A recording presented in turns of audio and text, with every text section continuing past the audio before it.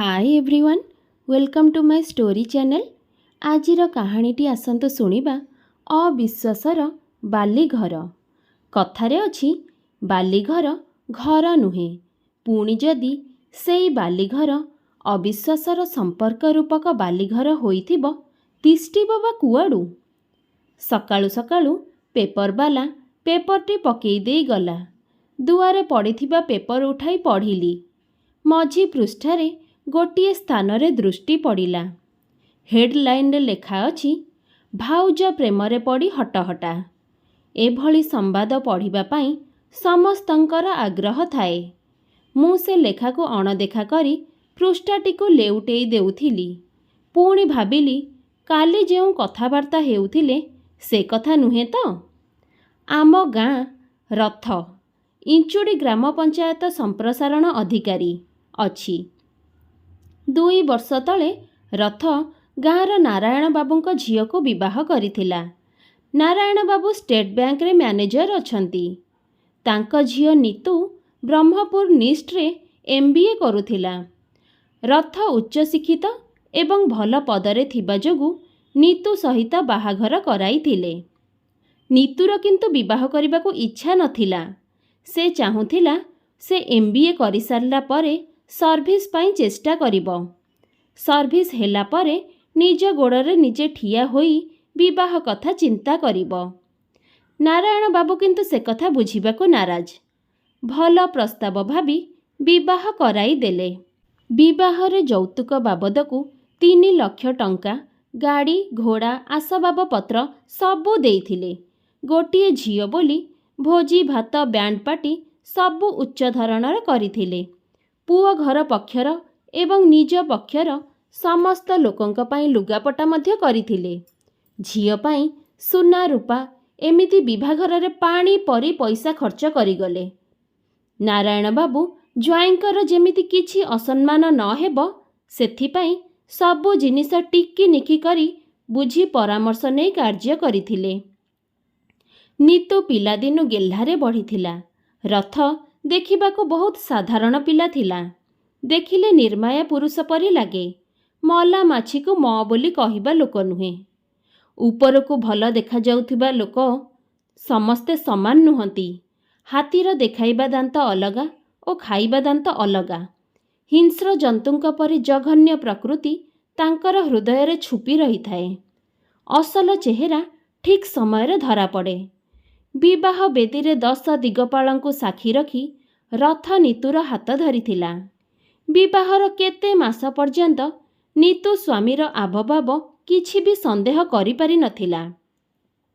जणे विवाहित पुरुष घरे तार स्त्री को जदि उपेक्षा करे स्त्रीर संदेह बढ़े। स्त्री प्रथमे प्रथमे अनुध्यान कला। सत कौन मिछ कौन परखिला। उपयुक्त प्रमाण पाई सारिबा परे कार्य कला। नीतू प्रथमे निज आखि को विश्वास करि पारिला नहीं। तार विश्वासर बालीघर अविश्वासर बालीघर रे परिणत हेबाकू जाउछि। काहाकू कहिबो अजागा घा देखी हुएनी कि देखेई हुएनी। रथर बड़ भाई राजा भारतीय सैन्य विभाग रे चाकिरी करिथांती। भाउज घरे रुहंती। राजा 4-5 मासरे थरे घर को आसंती। राजार अनुपस्थिति रे दियर भाउजर प्रेम संपर्क गढ़ी उठिथिला।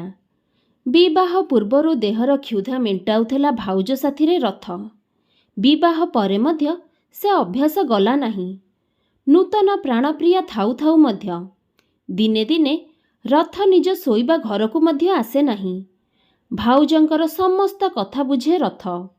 2 जनक भितरे हस खुशी मौज मजलिस चले। दूररू नीतू सबू देखे, अनुभव मध्य करे। निजको तांको आगे छोट मने करे। किछि कहि पारे नहीं, अशांति हेबो बोली। निजको निजे प्रश्न करे पुरुष काहींकी एमिति हुए। अवश्य नारी मांसलोभी दानव एमिति किछि समाज रे अछंती। भाउज सहित रथर प्रेम संपर्क को नीतू आउ सह्य करि पारिला नहीं। नारी सबू सही पारे, किंतु निज पुरुष पर स्त्री सहित संपर्क को से केबे भी बर्दाश्त करि पारे नहीं। प्रश्न कला स्वामी को, मते तुमे विवाह करी ମୋ ଜୀବନକୁ କାହିଁକି ଛାରଖାର କରିଦେଲ? ଭାଉଜ ସହିତ ତୁମେ ଖୁସିରେ ଥିଲ। ସେ ତୁମର ଦେହର କ୍ଷୁଧା ଆଉ ମନର କ୍ଷୁଧା ମେଣ୍ଟାଉଥିଲେ। ତୁମେ ମୋତେ ବିବାହ ବେଦୀରେ ଅଗ୍ନିକୁ ସାକ୍ଷୀ ରଖି ମୁଣ୍ଡରେ ସିନ୍ଦୁର ଏବଂ ହାତରେ ଶଙ୍ଖା ପିନ୍ଧାଇଥିଲ। ତୁମେ ଜଣେ ନାରୀ ମାଂସ ଲୋଭୀ ରାକ୍ଷସ। ତୁମେ ଏତେ ଉଚ୍ଚ ଶିକ୍ଷିତ ହୋଇ ଉଚ୍ଚ ପଦବୀରେ ରହି ଏମିତି କେମିତି ହୋଇପାରିଲ? ଶିକ୍ଷା ପ୍ରକୃତରେ ମଣିଷ ପଣିଆ କରି ଗଢ଼ିପାରେ ନାହିଁ। କାରଣ ସେ ଯଦି ପରିବାରରୁ ସଂସ୍କାର ଜ୍ଞାନ ପାଇନଥାଏ, ସଂଯମତା, ଉତ୍ତମ ମାନବବୋଧ ଓ ବିବେକ ବିଚାର ଜ୍ଞାନ ଶିକ୍ଷା ସହିତ ପରିବାରରୁ ସେ ଜ୍ଞାନ ପାଇଥାଏ। ତୁମେ ଯଦି ଏତେ ଭାଉଜକୁ ଭଲ ପାଉଥିଲ, ତେବେ ମୋତେ ଟାଣି ଓଟାରି ମୋଠାରେ ତୁମ୍ଭର କ୍ଷୁଧା କାହିଁକି ମେଣ୍ଟାଇଲ? ଓଃ, ତୁମେ ଗୋଟିଏ ନାରୀରେ ସନ୍ତୁଷ୍ଟ ନଥିଲ। ପ୍ରତାରକ ତୁମେ। ତୁମେ ହେଲ ପ୍ରତାରକ ଆଉ ମୁଁ ହେଲି ପ୍ରତାରିକା। ବିଶ୍ୱାସଘାତକ ତୁମେ, ହେଲେ ମଧ୍ୟ ମୁଁ ତୁମଠାରେ ବିଶ୍ୱାସ ହରାଇ ନଥିଲି। ବୋଧହୁଏ ଏଥିପାଇଁ ମୁଁ ଅନ୍ଧ ହୋଇଯାଇଥିଲି। ତୁମେ ମୋତେ ଠକି ଦେଇପାରିଲ। ତୁମକୁ ସୀମାହୀନ ପ୍ରେମ କରୁଥିଲି ବୋଲି ମୁଁ ପ୍ରତାରିତା ହେଲି। ମୁଁ ତୁମକୁ ବିଶ୍ୱାସ କରୁଥିଲି, ପ୍ରେମ କରୁଥିଲି। ତୁମକୁ ଖାଲି ହୃଦୟ ଦେଇ ନୁହେଁ, ଆତ୍ମା ଦେଇଥିଲି। ତୁମକୁ ଶରୀର ଦେଇ ନୁହେଁ, ମନ ଦେଇଥିଲି। ହଁ, ମୁଁ ତୁମକୁ ପ୍ରେମ କରୁଥିଲି। ତୁମର ଛାଇକୁ ଜାବୁଡ଼ି ଧରି ତୁମର ସତ୍ତାକୁ ଭୋଗି ଚାଲୁଥିଲି। ଏବେ ଜାଣିଲି, ତୁମର ନିଶ୍ୱାସ ମୋ ପ୍ରତି ଭେଜାଲ ଥିଲା। ତୁମର ପ୍ରେମ ମୋ ପ୍ରତି ନିରୁଦ୍ଦିଷ୍ଟ ଥିଲା। ମୋର ବିଶ୍ୱାସ ସବୁ ତୁମେ ଅବିଶ୍ୱାସର ବାଲିଘର ପରି ଉଜାଡ଼ି ଦେଲ। ତୁମେ ଯଦି ଭାଉଜକୁ ଏତେ ଭଲ ପାଉଥିଲ, ତେବେ ମୋ ଜୀବନକୁ କାହିଁକି ଜାଳି ପୋଡ଼ି ଛାରଖାର କରିଦେଲ? ରଥ ସେଦିନ ନିତୁକୁ ଶକ୍ତ ଚାପୁଡ଼ାଟିଏ ମାରିଥିଲା। ପ୍ରେମ ଏକ ଛୋଟିଆ ଶବ୍ଦ, ହେଲେ ମଧ୍ୟ ଏହା ଏକ ନିଚ୍ଛକ ସ୍ପର୍ଶକାତର ସମ୍ପର୍କ। ଏଥିରେ ଦୁଃଖ, ହତୋତ୍ସାହ, ପ୍ରତାରଣା, ପ୍ରତ୍ୟାଖ୍ୟାନ ଆଉ ଯନ୍ତ୍ରଣା ଜର୍ଜରିତ ହୃଦୟ। ବିଚ୍ଛେଦରେ ପ୍ରତାରଣାର ଭାରାକ୍ରାନ୍ତ ହେବା କିଛି ନୂଆ କଥା ନୁହେଁ ନାଥ ପାଇଁ। ଗଭୀର ମନସ୍ତାପ ଓ ଆବେଗରେ ଘାଣ୍ଟି ଚକଟି ସନ୍ତୁଳିତ ହୋଇଥାଏ ନିତୁ। ହତାଶ ଓ ନିରାଶାର ମରୁଭୂମିରେ ନିତୁ ଭାବି ହେଉଥାଏ। ପ୍ରେମରେ ଅସଫଳ ହୋଇ ଗଭୀର ଦୁଃଖରେ ମାନସିକ ଭାରସାମ୍ୟ ହରାଇ ପରିଶେଷରେ କ'ଣ କରିବ ବିଚାରୀ ନିତୁ? ହତ୍ୟା ନା ଆତ୍ମହତ୍ୟା ନା ଛାଡ଼ପତ୍ର? ଏଭଳି ଏକ ବିଷମ ପରିସ୍ଥିତିରେ କାଶ୍ମୀରରେ ଆତଙ୍କବାଦୀଙ୍କ ସହିତ ଲଢ଼େଇ ହୋଇଥିଲା। ସେହି ଆତଙ୍କବାଦୀଙ୍କ ଲଢ଼େଇରେ ସାମିଲ ହୋଇ ରାଜା ଶହୀଦ ହୋଇଗଲେ। ଗ୍ରାମକୁ ଶହୀଦଙ୍କର ମର ଶରୀର ଆସିବାକୁ 4 ଦିନ ଲାଗିଲା। ଶୋକାକୁଳ ପରିବେଶରେ ଗ୍ରାମର ଶ୍ମଶାନରେ ଶହୀଦ ରାଜାଙ୍କ ଅମର ଆତ୍ମାର ସଦ୍ଗତି କରାଗଲା। ସୁଖର ସାଥୀ ସମସ୍ତେ ହୋଇପାରନ୍ତି, କିନ୍ତୁ ଦୁଃଖର ସାଥୀ କମ୍ ଲୋକ ହୋଇପାରନ୍ତି। ରାଜା ଚାଲିଯିବା ପରେ ରଥର ଭାଉଜ ସମାଜ ଆଖିରେ ଏକାକିନୀ ହୋଇଗଲା। ପରିସ୍ଥିତି ପରିବେଶକୁ ଅପେକ୍ଷା କଲା ନିତୁ। ବର୍ତ୍ତମାନର ଦିଶା କେଉଁ ଆଡ଼କୁ ଯାଉଛି ପ୍ରତୀକ୍ଷାରେ ରହିଲା। ରଥ କିନ୍ତୁ ଭାଉଜର ସାଥୀ ଛାଡ଼ିଲା ନାହିଁ। ସବୁଦିନ ବଞ୍ଚି ମରିବା ଅପେକ୍ଷା ଏହାର ଏକ ସ୍ଥାୟୀ ସମାଧାନ କରିବାକୁ ଇଚ୍ଛା କଲା ନିତୁ। ନିତୁ ଏ କଥାଟି ପ୍ରଘଟ କରିଦେଲା। ତେଣୁ ରଥ ହଟହଟା ହେବାକୁ ପଡ଼ିଲା। ଚାକିରି କରିଥିବା ହେତୁ ରଥକୁ ଚାରିଆଡ଼ୁ ପ୍ରଶ୍ନ ପଚରାଗଲା। ରଥ କଥାକୁ ଆଡ଼େଇ ଆଗକୁ ଚାଲିଲା। ଜୀବନ ସାରା ସନ୍ତୁଳି ମରିବା ଅପେକ୍ଷା ବିଜ୍ଞତାର ପରିଚୟ ସୃଷ୍ଟି କଲା ନିତୁ। ରଥ ତା ଭାଉଜକୁ ଭଲ ପାଉଛି। ତେଣୁ ଭାଉଜ ସହିତ ରଥର ଦ୍ୱିତୀୟ ବିବାହ କରିବା ପାଇଁ ଏକ ପ୍ରକାର ଜିଦ୍ରେ ଅଟଳ ରହିଲା ନିତୁ। ମାତ୍ର ପରିବାର ତରଫରୁ ଏହାକୁ ତୀବ୍ର ବିରୋଧ କରାଯାଇଥିଲା।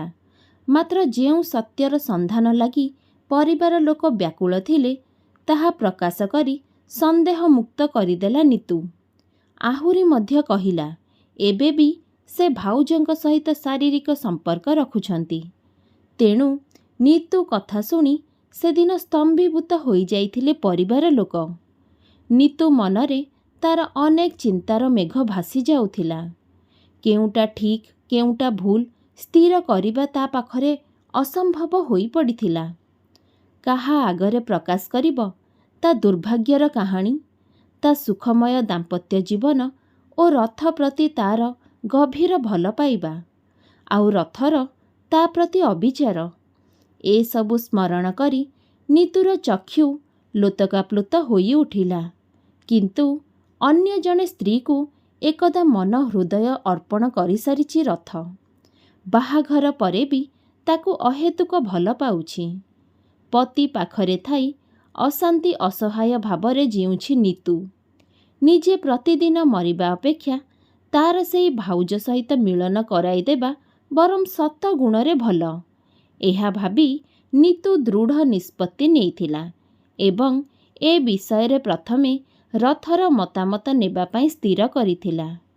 ନିତୁର ଉଦାସୀନତା ଲକ୍ଷ୍ୟ କରି ନିର୍ଜୀବ ପ୍ରାଣୀଟିଏ ପରି ଖଟ ପାଖରେ ବସି ରହିଥିଲା ରଥ ନୀରବରେ ରହିଲା। ଅନୁତାପ ଆଉ ଅନୁଶୋଚନା ଅନ୍ତରାଳରେ ବ୍ୟତିବ୍ୟସ୍ତ ହୋଇ ନିତୁ ରଥକୁ କହିଲା, ଏବେ ବି ସମୟ ଅଛି। ତୁମେ ଚାହିଁଲେ ମୋତେ ପ୍ରତ୍ୟାଖ୍ୟାନ କରି ତୁମର ସେଇ ଭାଉଜଙ୍କ ପାଖକୁ ଯାଇପାର। ନିତୁର କଥା ଶୁଣି ପ୍ରଥମେ ବିସ୍ମୟର ଏକ ମୃଦୁ ଆଘାତରେ ବିଚଳିତ ହୋଇଗଲା ରଥ। କିଛି ନ କହି ନୀରବ ରହିଲା। କିନ୍ତୁ ପରେ ଯେତେବେଳେ ନିତୁ କହିଲା, ମୁଁ ଫାଇନାଲ ଡିସାଇଡ୍ କରିସାରିଛି ତୁମକୁ ତୁମର ସେଇ ଭାଉଜଙ୍କ ହାତରେ ସମର୍ପି ଦେବା ପାଇଁ, ସେତେବେଳେ ରଥ ମନରେ ଏକ ପ୍ରକାର ଶିହରଣ ଖେଳିଗଲା। ତା'ର ସେଇ ଦୋଳାୟିତ ଦୁଇ ଭୀତ ସନ୍ତ୍ରସ୍ତ ଆଖିର ନୌକାରେ ବୋଝେଇ ହୋଇଗଲା ସ୍ତୂପ ନୀଳ ସ୍ୱପ୍ନ। ନିତୁ ତା'ର ମହାନତାର ପରିଚୟ ଦେଇ ଚାଲିଗଲା ସଦା ସର୍ବଦା ନିଜ ବାପ ଘରକୁ। ନାରାୟଣ ବାବୁ ନିତୁଠାରୁ ସମସ୍ତ କଥା ଶୁଣି ଆଶ୍ଚର୍ଯ୍ୟ ହେଲେ ଏବଂ ଭାଙ୍ଗି ପଡ଼ିଲେ ମଧ୍ୟ। ନାରୀ କ'ଣ ନ କରିପାରେ? ତେଣୁ ତ କୁହାଯାଇଛି, ନାରୀ ଜାୟା ଜନନୀ ଭଗିନୀ। ନିତୁ ନିଜର ମନୋବଳ ଭାଙ୍ଗିଲା ନାହିଁ। ନିଜ ଗୋଡ଼ରେ ଠିଆ ହେବାକୁ ଚେଷ୍ଟା କଲା।